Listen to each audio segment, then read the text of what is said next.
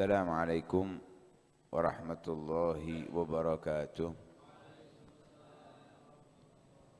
Bismillah, alhamdulillah, wassalatu wassalamu ala rasulillah Sayyidina maulana Muhammad ibn Abdullah wa ala alihi wa sahbihi wa man walah wa la hawla wa la quwata illa billah. Nawayna ta'alluma wa ta'lim wal naf'a wal intifa' wal mudhakarata wal tadhkir wal ifadata wal istifadah wal hatha ala tamassuki bi kitabillahi wa sunnati rasulih wad du'ai ila al huda wad dilala ala al khair ibtigha'a wajhillahi wa mardatihi wa qurbihi wa thawabihi subhanahu wa ta'ala.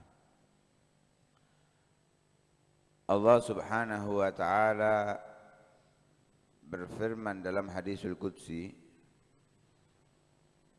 atau dalam kitab-kitab Allah subhanahu wa ta'ala yang diturunkan oleh Allah subhanahu wa ta'ala, ya ibna Adam khalaqtuka lil ibadah fala tal'ab.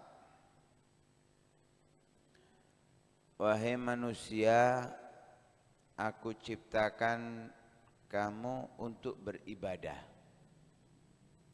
Fala tal'ab, maka jangan main-main.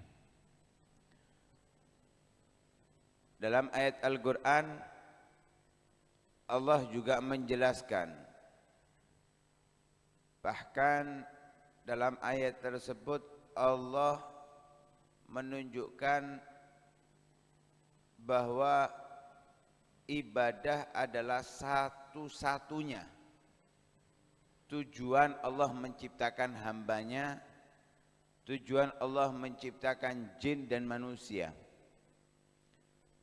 Setelah Allah memulai dengan nafi, kemudian di tengah-tengahi dengan istitsna. Wa ma khalaqtul jinna wal insa illa.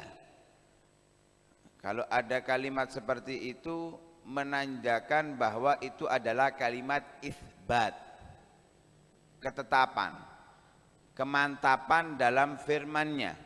Wa ma khalaqtul jinna, dan aku tidak menciptakan jin, wal insa, dan manusia, illa, kecuali liya'budun, supaya mereka beribadah kepadaku. Arti secara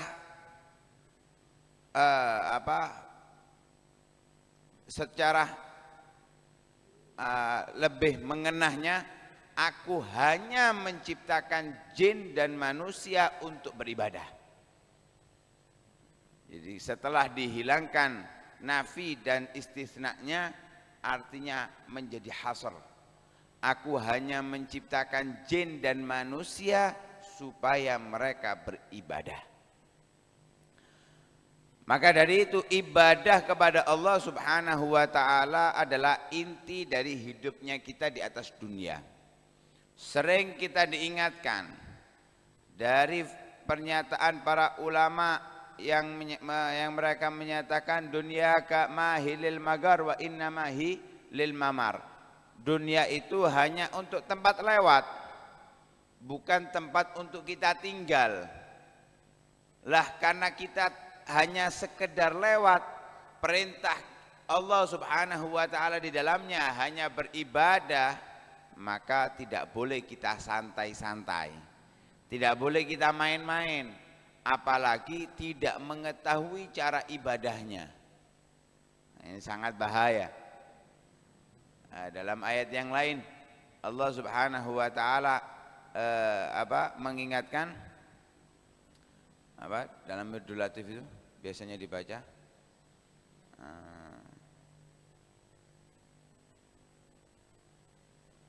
dalam Mirdul Latif awal-awal.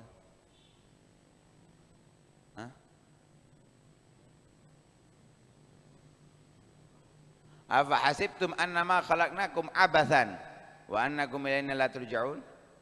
Apakah kalian mengira aku ciptakan kalian ini sekedar main-main dan kalian tidak akan kembali kepadaku?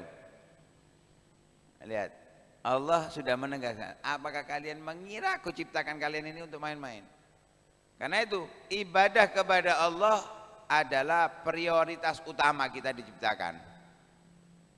Sebagaimana orang yang bekerja di suatu pekerjaan, misal dia bekerja sebagai pembantu rumah tangga, yang tugas utamanya adalah nyapu, ngepel, cuci baju, masak dan semisalnya.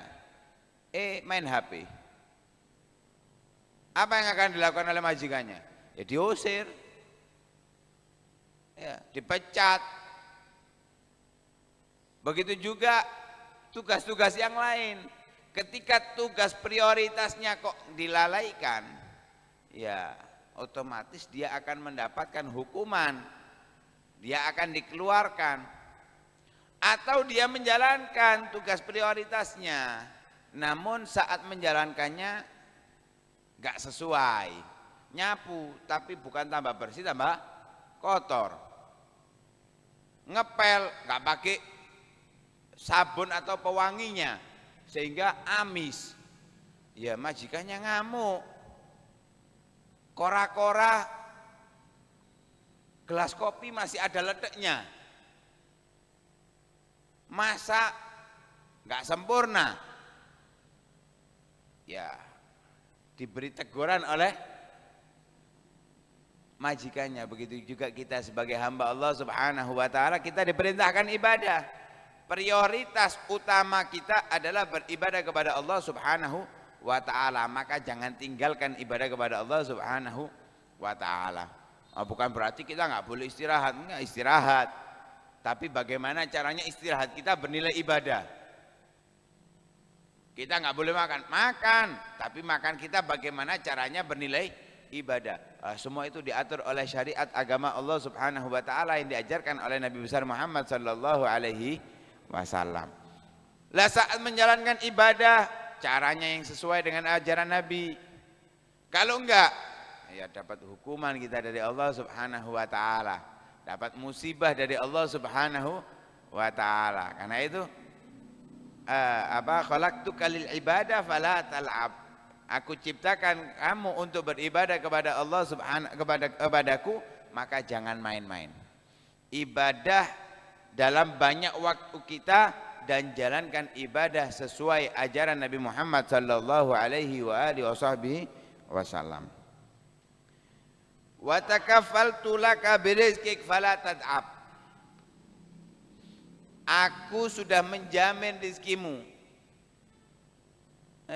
Aku sudah menjamin rizkimu. Maka jangan capek-capek. Kita itu diciptakan oleh Allah untuk beribadah, memang masih membutuhkan tenaga, membutuhkan nafkah dan yang lain sebagainya. Karena itu Allah mengingatkan Nabi Muhammad sallallahu alaihi wasallam dalam ayat Al-Qur'an, "Fala tansa nasibaka minad dunya." Jangan lupakan bagianmu dari dunia.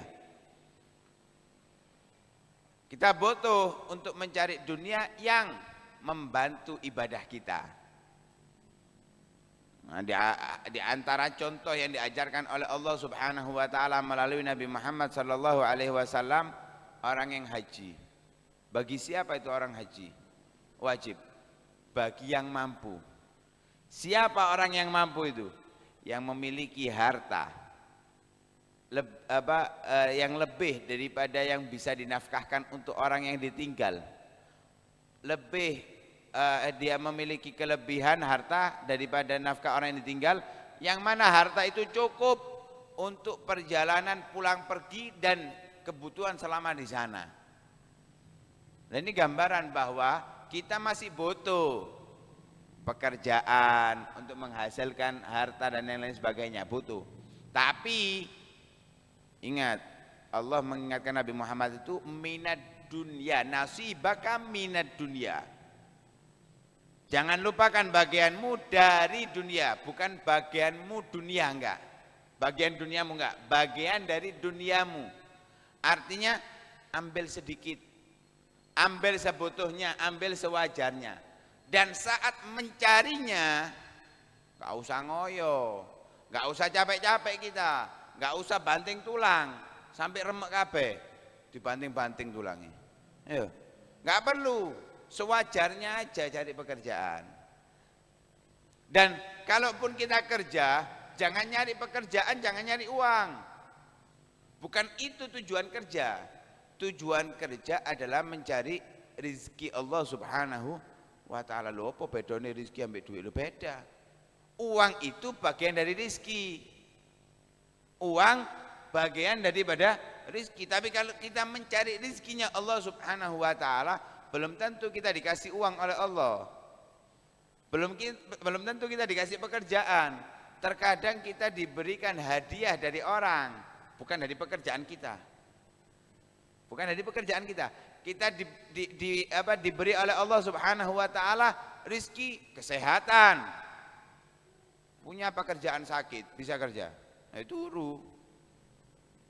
Punya uang, nggak boleh makan ini, nggak boleh makan itu, nggak boleh makan ini, nggak boleh itu. Buat apa uang? Nganggur. Yang kita cari adalah rizki dari Allah subhanahu wa ta'ala. Nah, karena itu ketika mencari nggak usah ngoyo, nyantai. Kenapa? Allah sudah menentukan, Allah sudah mengatur, Allah sudah menjamin rizkinya hambanya. Wa ma min dabbatin fil ardi illa 'ala Allahi rizquha. Dan tidaklah ada dari hewan melata, tidak ada daripada makhluk Allah subhanahu wa ta'ala yang ada di muka bumi ini kecuali mereka sudah dijamin rizkinya oleh Allah subhanahu wa ta'ala. Gak usah ngoyo-ngoyo. Kalau ada orang datang kepada kita, kamu gak usah kerja, kamu gak usah kerja, atau kalau mau kerja ya kerja aja tapi biasa aja, setiap bulan kamu saya kasih 5 juta. Sik ngoyo, gendeng ini, gak waras ini.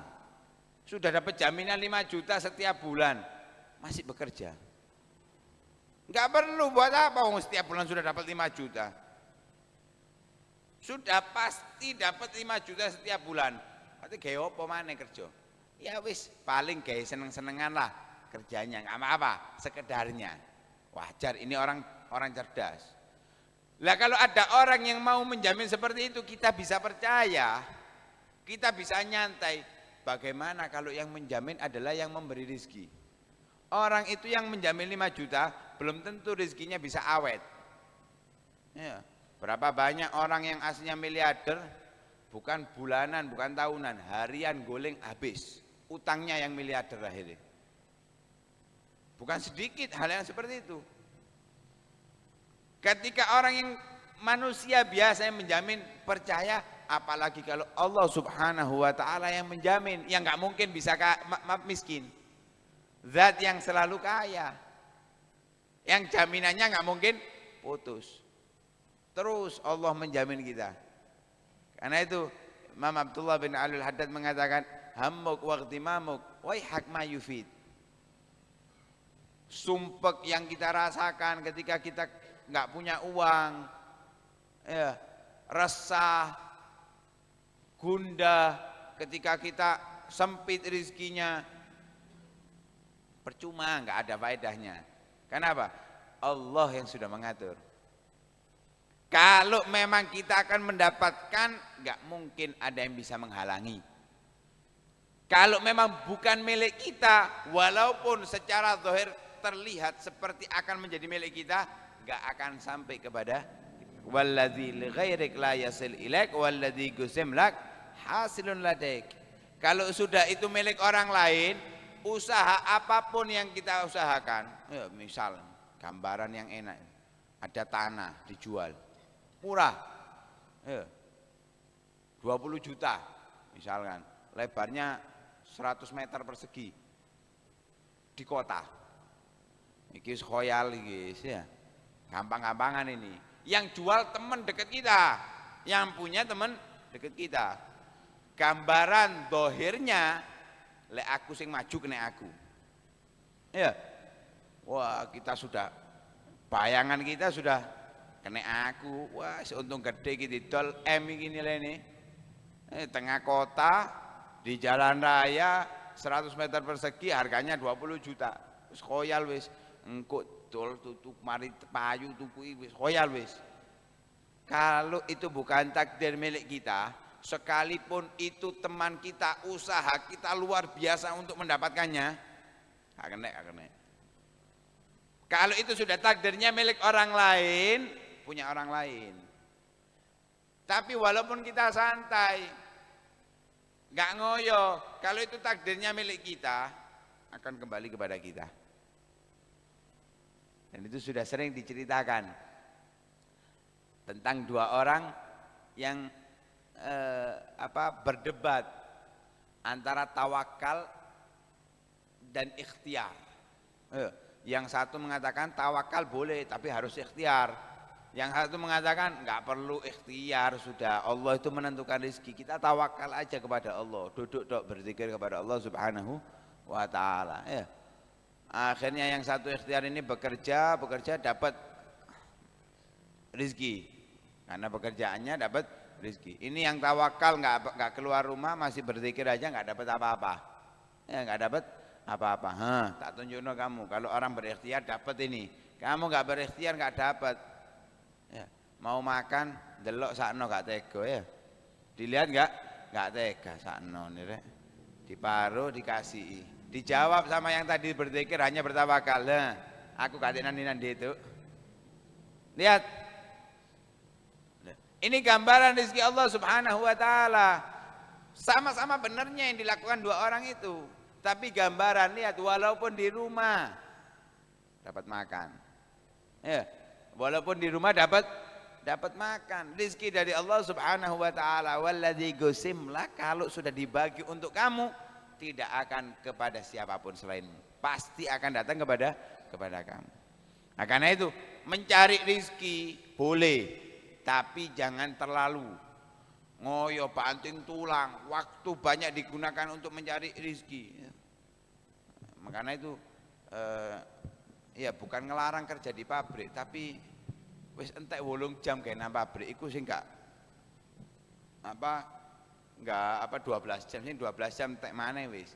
Waktunya untuk hanya bekerja, ibadahnya saono-onoe. Kate berangkat ngaji, waduh pegelen aku, turu ya. Alasannya keturun, turu hanya nih. Keturun iku longgo sampai turu iku keturun. Lek ndek kasur, ndek sofa duduk keturun. Memang tuh turu. Iku turu. Karena itu nggak usah ngoyo kerja boleh kerja. Tapi ingat, walaupun usaha kita berat, besar, kuat, tapi kalau rezeki yang ditakdirkan oleh Allah sedikit, ya sedikit yang kita dapatkan. Karena jangan percaya dengan pekerjaan kita, jangan percaya dengan majikan kita kerja, percaya dengan yang memberi rezeki kita, yaitu Allah Subhanahu wa taala. Karena itu yang kita harapkan, mudah-mudahan Allah Subhanahu wa taala memberikan kita rezeki yang halal, yang dapat membantu kita dalam ibadah kepada Allah Subhanahu wa taala, dan mudah-mudahan Allah jadikan kita orang-orang yang pandai beribadah kepada Allah Subhanahu wa taala, menggunakan banyak waktu kita untuk beribadah kepada Allah Subhanahu wa taala, sehingga apa yang diinginkan oleh Allah Subhanahu wa taala dari kita bisa mencapainya, kita diridhai oleh Allah Subhanahu wa taala. Amin amin ya rabbal alamin. Sallallahu alaihi wasallam Muhammadin wa ala alihi wasallam. Alhamdulillahirabbil alamin.